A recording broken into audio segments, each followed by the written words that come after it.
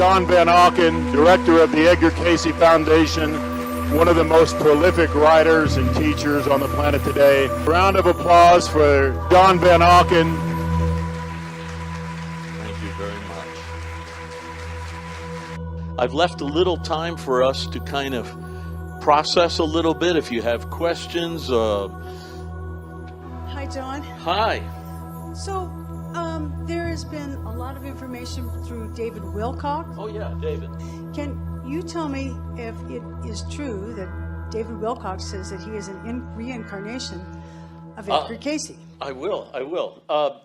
David lived in Virginia Beach, Virginia, where the A.R.E. headquarters is, and I was CEO back then. I was the executive director. Now I'm the director of the Edgar Cayce Foundation. He came to me and he shared with me his feelings that he was the reincarnation of Edgar Cayce. He hoped that I would share this information with others and appoint him a position and let him start giving readings and all. And I said, David, I can't do that right yet. I'll tell you what. I want to set up meetings with Edgar Cayce's son and his grandson, who are key members of our staff and board of trustees, and let them interview you and see how they feel. He said, oh, that sounds great. That's cool. I said, okay, good. So I set up the interviews. He met with them. Then I went and met with Edgar's son and grandson, and they both told me, they talked with him for 2 hours, and it's not their father reincarnate. So I called David back. I said, David, what can I do? I have got the son and grandson of Edgar Cayce, members of the board of trustees, telling me you are not reincarnation of Edgar Cayce. I can't do anything. I said, but I promise you this. The A.R.E. will never say anything bad about you. You go do whatever your soul moves you to do, and you can rely on us not coming down on you unless you do something really bad. And I used to get letters all the time and emails, and honestly, it was 50-50. I would get 50% the greatest reading I ever had, and 50% I don't know who he was talking about. Edgar Cayce actually predicted his next lifetime. I think the belief is from the A.R.E. that Edgar Cayce is not on the planet at this time, but his next lifetime is coming in what year? 2158. I said 158, not 58, okay? In Nebraska. Yes. But here's the real kicker. He and his feminine are united in one body. They are really together. In other words, we know who his twin soul was. Twin means the yin of his yang. It was his stenographer. It was the woman that was taking all the information, categorizing it, indexing it for all of us to study. They were feminine and masculine of the higher soul, of the oversoul. You understand? Well, they're going to incarnate as one in the body in 2158. By the way, he says, we won't be using the airfoil wings we do on planes. We'll be flying in cylindrical devices. The style will be shaved heads. I'm going to have to get used to that. He goes on and on about what it'll be like then. Yes, okay. John, who added the huge crystals to the A.R.E. meditation room in Virginia Beach?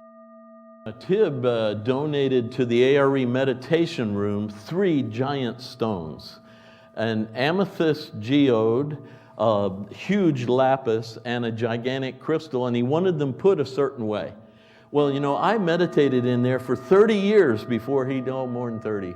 But anyway, before he put his stuff in there. So I'm in the meditation room doing my thing, you know, the staff's in there, we're all meditating. Then he moves these stones in. And I'm telling you, we're like, whoa, whoa, whoa. And he says, oh, don't worry, it gets better after it builds after a while. But he has designed the vibrational coordination in our meditation room at headquarters with 3 magnificent stones that he's worked out the vibes. And now we get constant feedback from people. What did you do in that room? You know, I almost left my body. And that's Tibb's great insight from that massive Atlantean incarnation with the crystals and all. So he's done a lot for A.R.E. and Edgar Cayce. Okay, I have left us enough time for a few questions. If you have some, yes, sir. I experienced that same crystal meditation room when I went to A.R.E. before, was there then after. Oh, yeah. I have to say the fact, I said my friend here, we were like, whoa. Whoa. So he was at the meditation room before Tibb's stones and after, and he's affirming what we experience. The only question is the port. Yeah? What kind of port was it?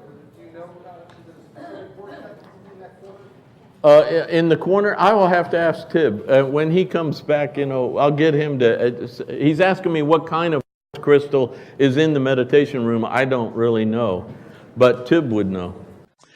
Anything else? Did Edgar Cayce give any readings on aliens or ETs? You might not be aware, but Edgar Cayce talked about this. He actually said in the coming age that we're moving into, the people of the earth are going to meet the people of the universe. You know how he gave a lot of past life readings. That was one of his main things.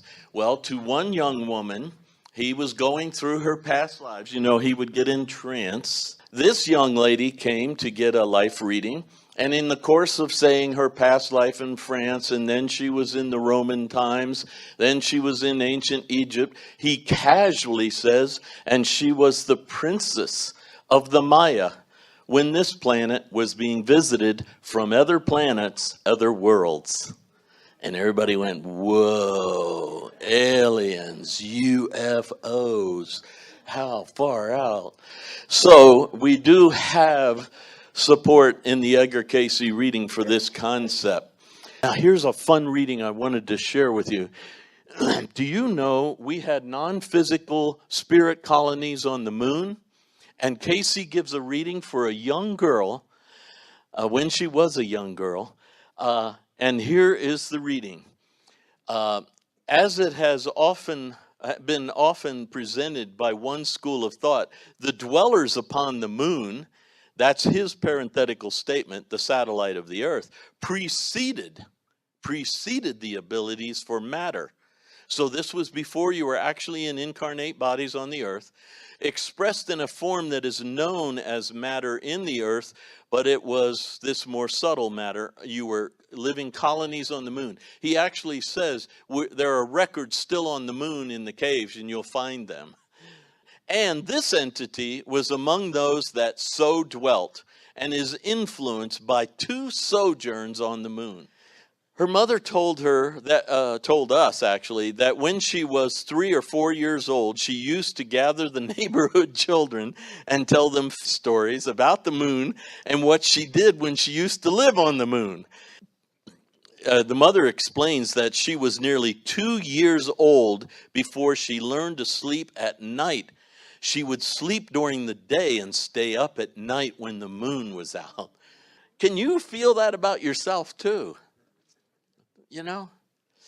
Okay, questions, if you have some. Yes, sir? Can you speak about the Great Atlantis crystal and rejuvenation in Atlantis?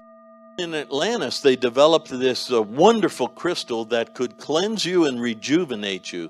And Edgar gives readings for people who went to the crystal, and it would like consume their body and purify it, and they would live. He told one of them she went to the crystal so often she lived 6,000 years in physical body.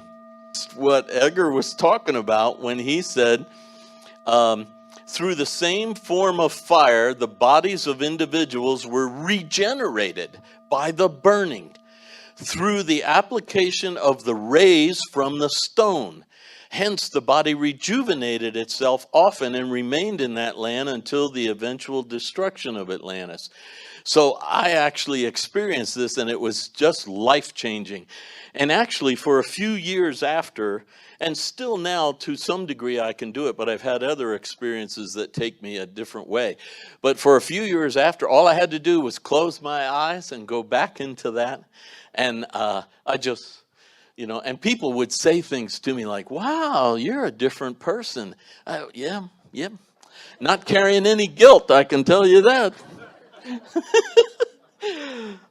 Which really weighs you down.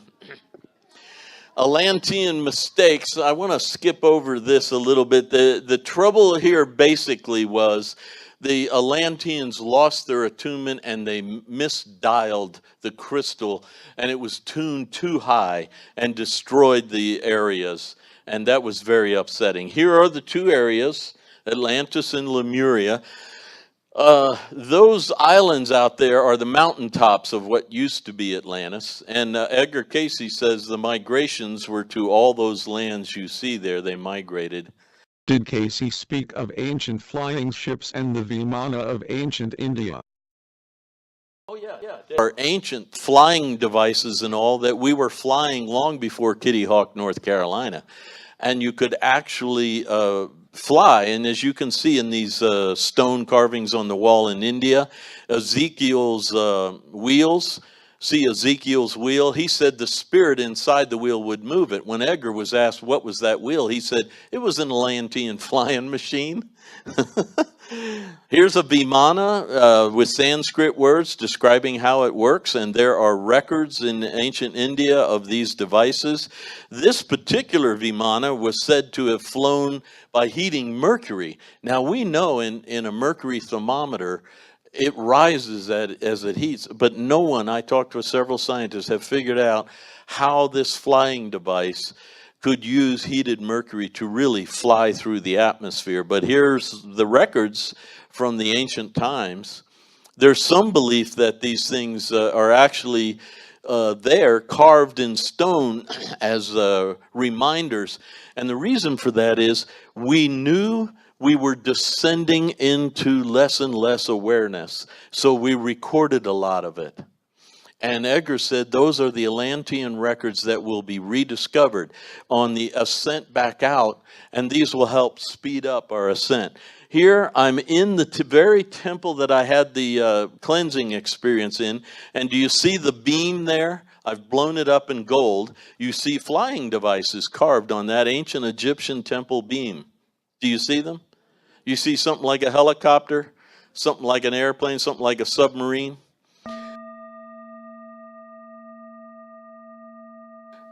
Carved right there on that beam. You call it toning, throat singing, and how can I learn more? You call it toning, throat singing, and how can I learn more? You call it toning, throat singing, and how can I learn more? Oh, yeah. Edgar Cayce actually teaches in a series of readings how other dimensions, what they're like. And he does start out by saying it will be very hard for your three-dimensional mind to understand this. But I will give you phrases. So this is the layout. And let me explain the layout. On the right side in the purple or violet is your soul's celestial activities. On the left side is your incarnate personality living a life in the earth.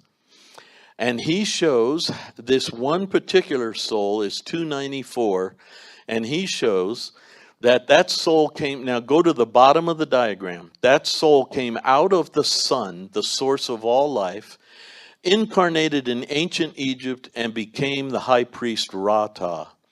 When it died, it left to the Stargate Arcturus, and there gained universal consciousness because the Stargate was connected to the vast infinity. Then it came back in Persia as Yult and manifested physically as Yult. And it was doing high idealism work until it was assassinated by the Greeks. So what happens? he goes out on a quick return. His body is murdered, so his soul has to leave. The body is dead, it won't function, but he is upset. And he looks for revenge. So if you want to get revenge on the Greeks, where's your next incarnation? Troy. Yes, he incarnates in Troy with revenge on his mind. And they capture the beautiful Helen of Greece. I know we call her Helen of Troy, but let's not forget the story. You kidnapped her from Greece and brought her back. Anyway, they break in through the 12th gate, and he happens to be one of the guards of the 12th gate, so he kills himself because Troy is destroyed by the Greeks by a trick. So he commits suicide. And now he goes to Jupiter because Arcturus has left his soul feeling universal consciousness, and yet he has this bitterness over a certain group that he felt has tricked him and also assassinated him. And so he's mad at humans that are mean and don't appreciate his love and universality. Well, Jupiter helps him understand the broader universal collective, and he becomes aware of dark and light forces and how he must become sharper like Jesus, until you get to a point. And when I got to that point, I realized my narrow vision. And what you realize, the God you're communicating with, or consider it the creative forces, the universal consciousness, the infinite, loves all of them too, wants all of them also. Then suddenly you realize, and Edgar Cayce gave a reading for a guy who was learning how to really fire up his chakras using breathing techniques, and he was having altered experiences, altered states of consciousness. And one time he was asking for more information, and Edgar interrupted him during a reading and says, "You think it's far greater to be one of the children of God? It is far greater to be one with them. You're building a heaven all by yourself, and you are not going to want to be there when you get there. As disgusting as they are, you must go out and engage them as best as possible to help them and yourself, because all of you are going to be there in the end." Now I understood what Jesus meant, the second's like the first, But for a long time, I couldn't see that at all. So, any questions? If you have questions, hi. John, what are crystals and gems? Really, are they alive? And do they assist us in being positive? They are means to help you, and wearing them help you. But keep in mind, you're carrying the spirit of the creative forces within you, and you're just looking for things to help you enhance that and awaken to it and keep it fully manifested in your life. And remember, your attitude, your tone, your thoughts affect the crystallization dynamics and the energy. So watch anger, temper, negativity. Even when it's justified, I would say leave it alone. Now, righteous anger can be good in some situations, but don't let it possess your heart or your total consciousness, or start that darn loop thinking where you can never forget what she said about you. Those of you who have been married know exactly what that's like. My wife would bring up things that I couldn't even remember. And I said, "When did I say that?" She said, "You remember about 20 years ago when we were in so..." No, I have no memory of that. Well, it hurt.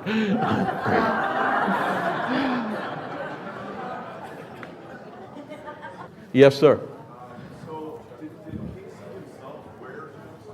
I'm sorry, what? Did Cayce wear gemstones?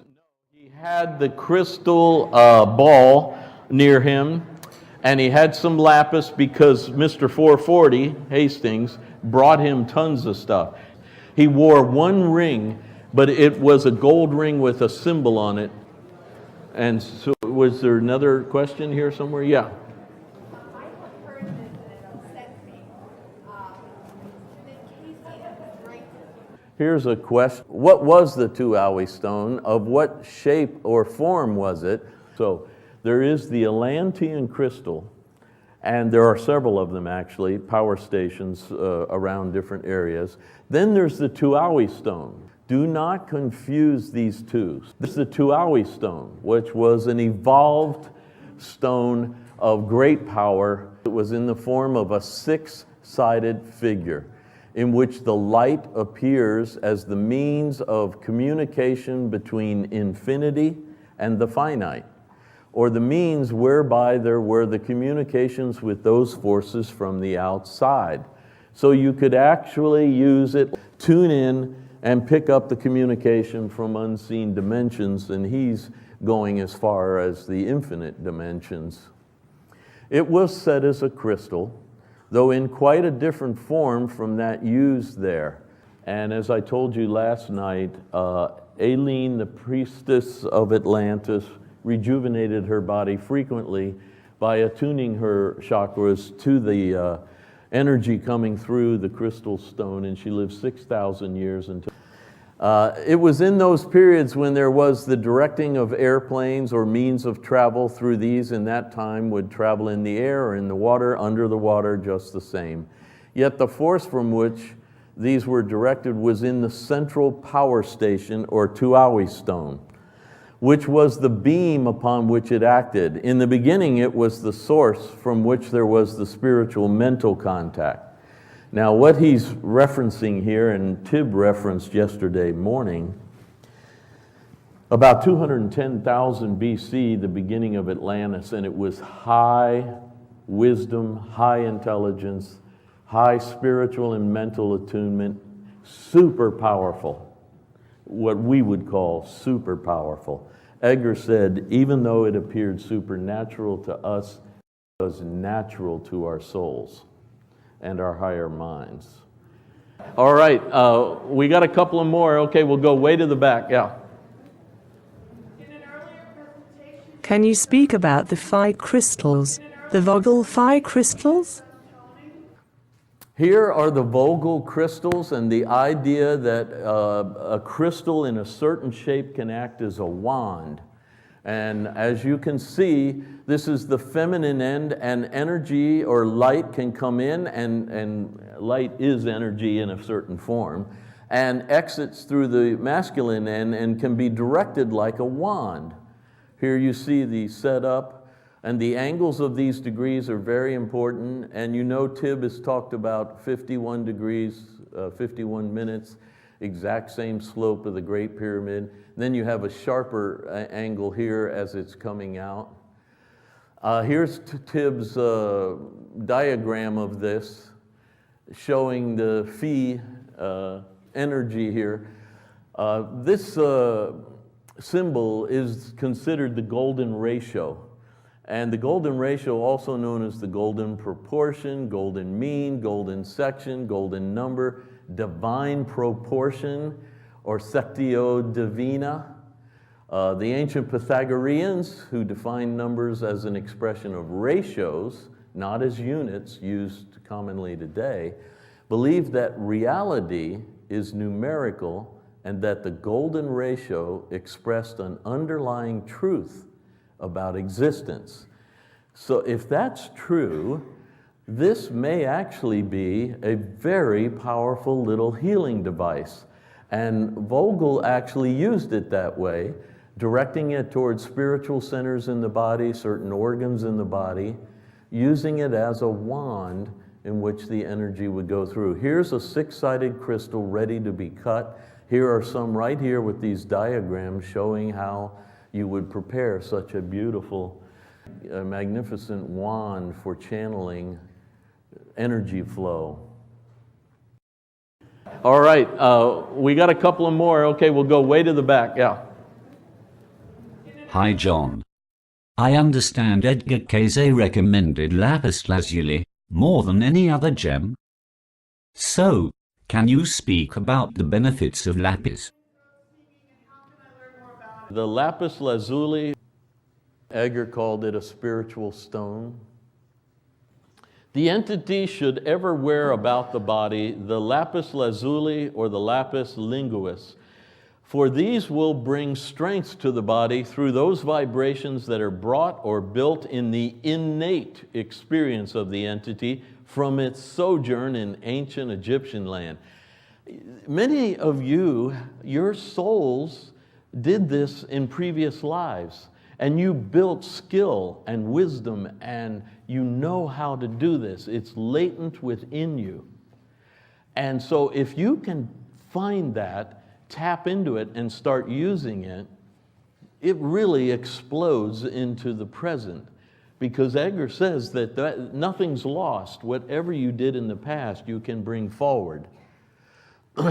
Now here's lazuli, and as you can see, there's pyrite mixed in, and here's the calcite, and you see this in lapis lazuli. I'm just showing you some of the, and here's beautiful jewelry. Edgar was asked to examine the lapis stone. Let me see, this is from the lapis that Tib was talking about. Explain the various uses and recommend those that would be. It is necessary for this mind or body seeking same to consider the analysis of the composition of the stones as related to their vibrations and related then to a human body.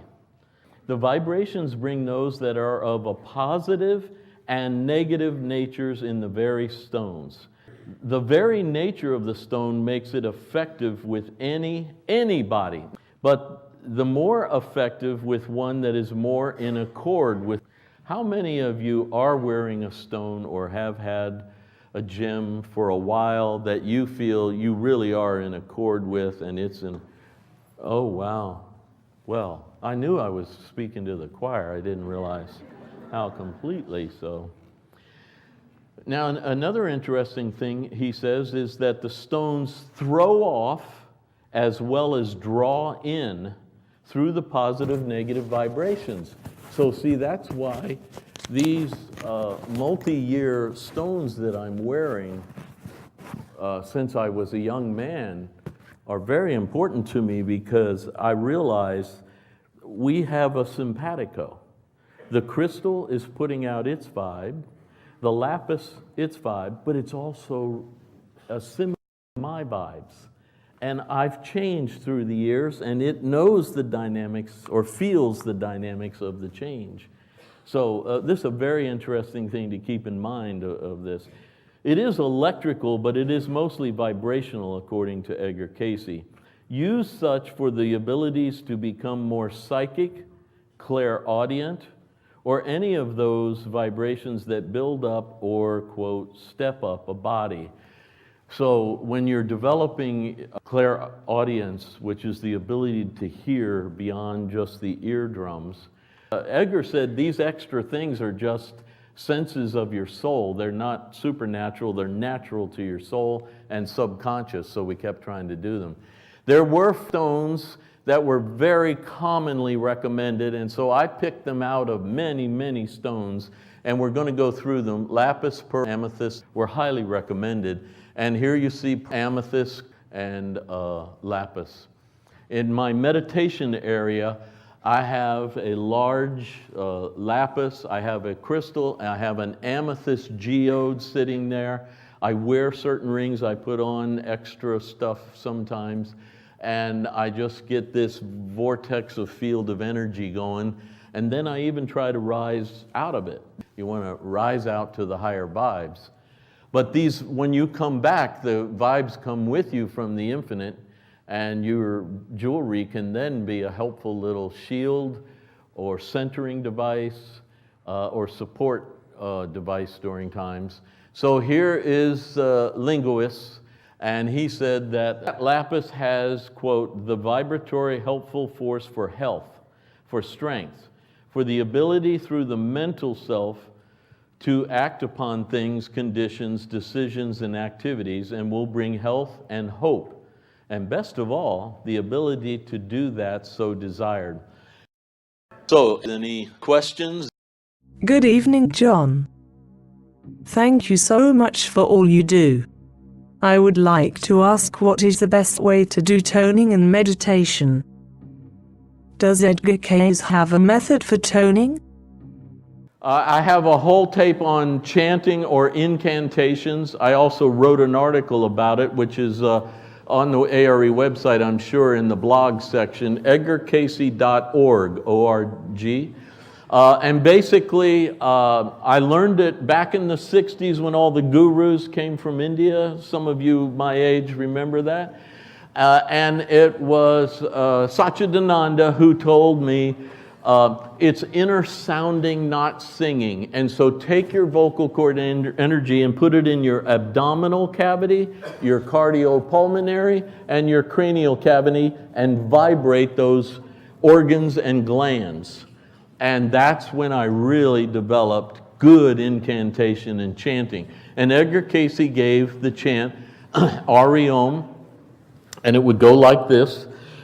Take a deep breath. And I'm going to show you where my mind is and body is directing the sound and how it moves. So, questions? Who is God? From the Edgar Cayce readings. Now, you know he was very much a mystic Christian. But when you pushed him on these type of things, he would come out of that thought pattern.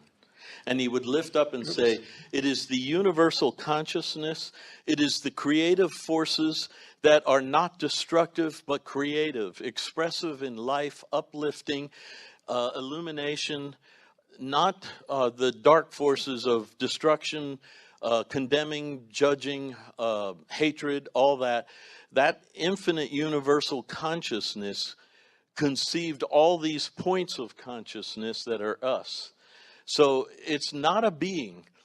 The being, Cayce explained, is what John wrote in his gospel. In the beginning was the Word, and the Word was with God, and the Word was God. He's trying to show how there's no separation.